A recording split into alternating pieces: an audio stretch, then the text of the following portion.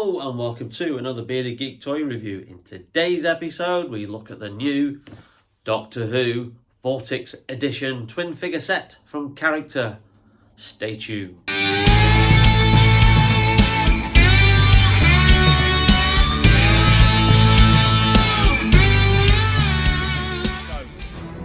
Not today, thanks. Welcome back to the channel, and in today's video we have the latest Doctor Who Vortex Edition figure set, exclusive to the Character Options website. You can only get it from there. This is not a B&M exclusive, and this is the last Vortex Edition release that we're getting from Character this year, although there is one more still to come, but apparently that has been pushed back now until early in 2026. So speculation about what that is, we do not know. But this one is again based on some characters that we have seen previously sculpted, and they actually debuted way back in January 2024 at the London Toy Fair, where they were obviously debuted with the Shooty Gatwa 15th Doctor figure and the Ruby Sunday figure, which we then later got as a Vortex Edition set, the first Vortex Edition set. And I've reviewed all of these sets so far. The last one was the Master set, and obviously these two figures here are from the 14th Doctor and the Beep the Meep Vortex Edition set. So this one is the Wraith Warriors.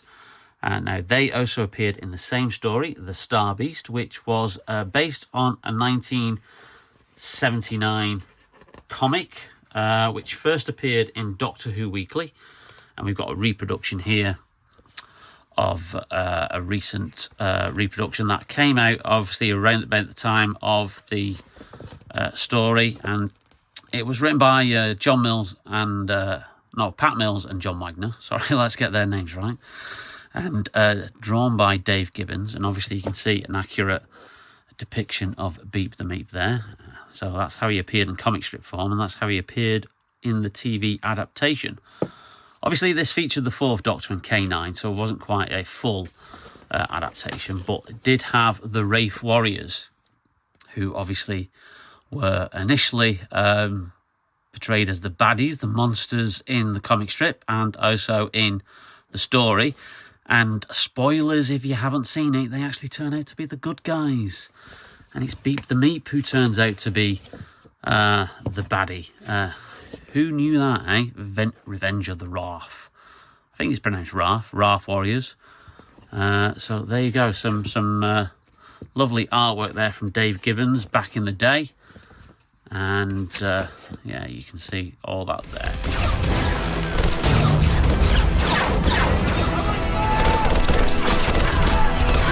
And here is the actual figure set out of the packaging that Character sent it me in, and you can see just by looking at the David Tennant figure, the 14th Doctor figure here at the side, these two figures are absolute monsters in scale, and not just obviously by their looks. And just to give you some idea, that's kind of like what the Anthony Ainley Master kind of like box was. So we've got a good like inch or so above that, and so that just gives you some kind of like scale of how the figures are, how big they are. So it's the standard Vortex Edition packaging, and this is Constable Cosmo Zreek and Sergeant Zogroff, the Wraith Warrior set. And yes, this is a Vortex Edition. The 5.5 inch scale, and obviously these figures are well above that. I think they're actually going to tower above 7 inch DC Multiverse figures. So we'll do a comparison later on in the video. So yeah, it's the standard kind of like packaging that you get in these exclusive Vortex Edition sets. You've got the diamond logo like everywhere. You've got the nice Doctor Who logo there. You've got the kind of like 13th, 14th, 15th Doctor TARDIS at the bottom. And then there you have a lovely description about the set, and also a nice description about what actually happens in the story. So about this set, obviously it tells you that they're quite articulated. They're 3 inches taller than the standard figures, and they have more joints, and they do come with 2 actual stands, because apparently, obviously, these figures would probably have difficulty standing if they didn't have some figure stands. So that's a new thing for character to include. And it tells you there at the bottom, obviously, Constable Zeke, a figure with high specification decorated figure with light pipe eyes, which allow its eyes to light up, which is a kind of like cool feature that they did on the Vok robots when they released those many, many years ago.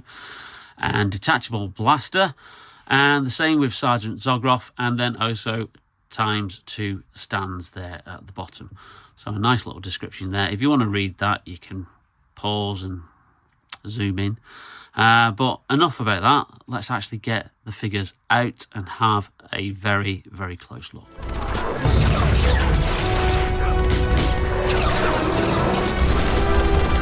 So there's the figure in their blister packs, but a little thing to show you, and again, some added detail from character. If we take the actual blister pack out to reveal the inner packaging, is a very nice kind of like diorama showing 2 extra Wraith warriors as they appeared in the show from that scene where they battled unit troops on the road where Donna Noble and her family lived from the story. So there you go. That's kind of like a very cool kind of thing that you could probably, if you wanted to, add to your display. If you wanted to put the Wraith warriors like in front of that, along with like your 14th Doctor. Obviously, you probably get the trenchcoat version rather than this one, which we got in the Regeneration set many, many moons ago. But very nice added detail there. The guns apply a mild and harmless neural anesthetic. For the record, my name is Sergeant Zogroth. And I am Constable Zreeg. So here they are, and these guys are packed in very, very tightly, and they are huge. And yes, you will have difficulty standing these guys up. So it's a good job that they come with stands. So if you put that down there, and I've just noticed there's still a little bit of packaging on there of the cable ties that they come in. So be careful, because they come with clear plastic stands, which if you didn't know about it and you missed it off on the description, you'd probably miss them, because they are literally the same kind of clear plastic as the bubble that the figures are in, but they're there, just there to be popped out. So there's the stands there, you can see. So just pop them out, and there you have 2 figure stands. So I've got the figures on the stand, and just look how much they tower over a standard 5.5-inch figure in the range. And obviously, you know, David Tennant's a kind of like, you know, he's the tallest bloke, so his figure isn't like, you know, kind of like, you know, small in any way. But just look, obviously this is how the costumes were back in this particular episode. The actors who were in the costumes were obviously on stilts, which is obviously what these parts of their legs were like made up of. Just gave them more scale. You know, they look fantastic on screen, and they look fantastic as actual action figures. So just move the 14th Doctor to the background there, and we'll keep the Meep in the background, looking very kind of like shy and kind of like innocent, which we know that they are not. Just as a comparison, this is your standard kind of like Hasbro 6-inch action figure from like Star Wars, the Black Series, and also like Marvel Legends are also in this scale, and G.I. Joes are in this scale. So even then you can just see just how much they tower over you know, 6-inch figures. So you are getting a lot for your money, and this set is $44.99. The same price as the other Vortex sets. There was a rumours, obviously, that this set was coming. A couple of rumours that I heard that it was going to be over 50 quid, and I thought, oh, that's not going to go down too well. But it's good that they were like £44. And then just let's put it, you know, let's just put Batfleck in the middle there. And you can see they even tower over Batfleck. You know, just like I happen to have a random Batman figure to my side. So you can just see that they are just wonderful big chunks of plastic, which is what you want from action figures. Now, they obviously, we mentioned that they come with the stands. So they do have kind of like peg holes in the feet that you can then kind of like stick the hooves of the Wrarth on. You do have to try and give it a bit of a force though. They're not kind of like, they're not shallow enough that they'll just pop in. You do have to twist them round a bit. But it is good that they will just give them extra stability there. So as much as this is a twin figure pack and people saying, oh God, it's two figures that are exactly the same, there are actually subtle differences to each figure. So first of all, we have Constable Zreeg. And as you can see, there's probably some differences here on the front. There's different mottling in this kind of like area, and we just bring them a little bit forward. You can then see that on the chest piece, and obviously they have different paint jobs as well. So that's all part of the sculpt. So these dints and indentations that are here are not on this figure, as you can see here. So that makes it easy for you to distinguish which character is which. This is Constable Zreeg. This is Sergeant Zogroff. Now, we have to show off the light pipe feature, and I have a handy torch here.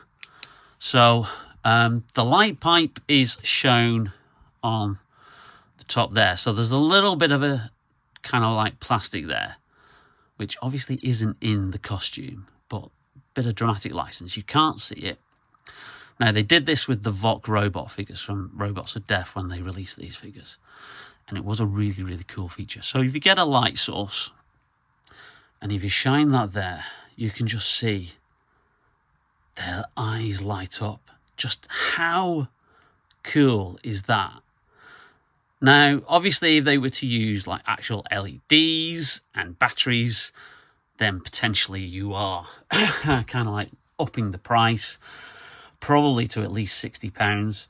So this is kind of like a very, very easy solution there. And just that is so cool. So if you have these on display in a kind of like diorama, and then say like, you know, natural light, sunlight catches them in a particular way, or you've got a light source above your actual like action figures where you have them, then you're going to get that very, very cool kind of like light up eyes feature, which I just think is absolutely fantastic. That is really, really cool there. So back to the differences, and obviously you have slightly differences in the pincer arm, which is articulated as well. So you can move that around, so you can move that open, and there is a joint there, obviously, so you can move that, like so, and there is articulation at the bottom of this kind of like shoulder area. And as you can see, the pincer arms are uniquely like painted differently.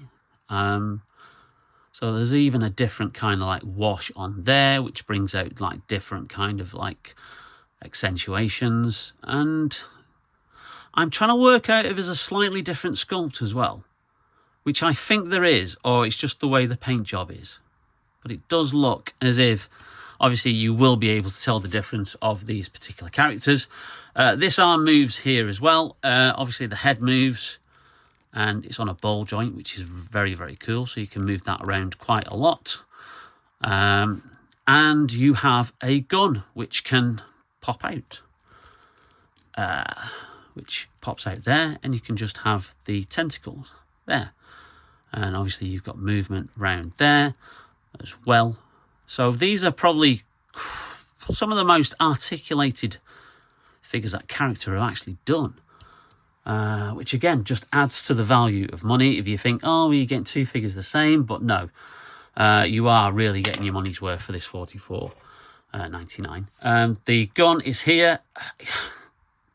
First of all, just excuse the fingers, because I was doing a curry the other night and used turmeric, and it's stained my fingers and I can't get the bloody stuff off. So it looks like I've currently got a smoking habit of like 80 a day, which I can assure you I do not have.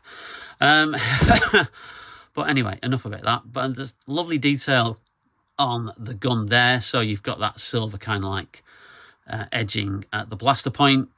You've got the buttons there, which is really, really cool. And then you've got some kind of like brushed metal effects, which is also very, very cool. And again, it slots in very, very nicely. It fits in very, very well with the actual hand. If I can just pop that back in somewhere. It did do anyway. There you go. So that slots in very, very well. So obviously you can have them pointing at the guns. You've got articulation at the waist, which is also very, very cool. There's articulation at the top here, where the kind of like the thighs are. You have got some movement on the bottom knee area here, and then the hoof areas move as well. So quite a lot of articulation for this figure, and yeah, it does lend itself to some very, very cool poses. So that's Sergeant Zrig. I think I finally learned how to pronounce his name right. And this is Sergeant Zogroff. Again, the subtleties there. And one thing we also have to mention is the back. Just look at the paint detail on the back of the figures. That is just so cool. I mean, you know, Hasbro are notorious for painting the front of their figures and then leaving the back of them completely unpainted, especially if they're covered up by a cape or kind of like some kind of like clothing. So again, just look at the detail that you've got on there. Yeah, so you actually get articulation on there as well, which it's very, very stiff, but you can see the joint there. So he's just popped out off his stand there, so I'm just popping back on. So anyway, that's Constable Zrig, and then this is Sergeant Zogroff. Again, the subtle paint differences and the difference in the sculpt to the chest plate mean that you can tell these figures apart. And again, it's just the same articulation, and obviously the head moves exactly the same way. So I'm just really bowled over, but just how good these figures look. Yeah, even I was a little bit, two figures exactly the same. I know there was a similar moment when we had the Silurian set from Warriors of the Deep, which came out several years ago, which was also a character exclusive. And those three figures were all exactly the same, but just had like very, very subtle paint jobs. They've gone full all out here, character have, they really have. So they've done real differences here that you can actually tell the difference. And again, you can see that kind of like the paint effect there is completely different to the paint effect there. And again, as I said, there's different bits of sculpt on each of the breastplate plates. So again, you know, it's not like they've cheaped out and just done two exactly the same figures. But yeah, these are available on the website. They are exclusive to character options. As I stated, this is the last Vortex set that we'll get this year, although we do have another one in the pipeline apparently, which has now been pushed back to January or February 26, from what the current rumours say. So all speculation on what that may be. We've kind of like got all the figures that were sculpted and previewed at Toy Fair way back in January 24, when character were trying to get retailer interest. And the reason why obviously these figures, you know, eventually went to online exclusives is because, you know, retailers weren't interested in a Doctor Who figure range outside of the 15th Doctor and Ruby, which is why we got two variants of those, as well as the Vortex edition versions. But if you're a Doctor Who figure fan, if you love the comic book story from 1979, if you liked the 60th anniversary of adaptation of it, the Star Beast, then I think these are very, very worthy additions to your figure collection. And I am certainly very, very pleased that I have got these. I just need to figure out how to put a 14th Doctor figure kind of like diorama together, because I am rapidly moving out of kind of like space of everything that is everywhere. So I am struggling to like actually put things on display at the moment. They kind of like get shoved to one side at the side of my desk, and my desk seems to be where I work sometimes from home. It's kind of like encroaching with action figures. So I can only just about get my laptop on the bloody deck these days. But there you go. The Wraith Warrior set. A very, very worthy addition to the character options Doctor Who figure range. Well, thank you for watching, and if you liked the video, then don't forget to leave us a like. It really does help out the channel. And if you've not yet hit that subscribe button or the notification bell to be notified whenever we upload any brand new videos, then please do so, because you will be missing out on some great content coming up in the next couple of weeks if you don't hit that button. Lots more cool stuff to come, but in the meantime, take care, stay safe, and we'll see you very, very soon on Bearded Geek Toy Reviews. Bye now. The Wrarth warriors were summoned, and we fought across the stars, a long and awful battle. Meepkind died rather than surrender, and now only this one survives. Sergeant Zorgroth regrets retirement from active duty.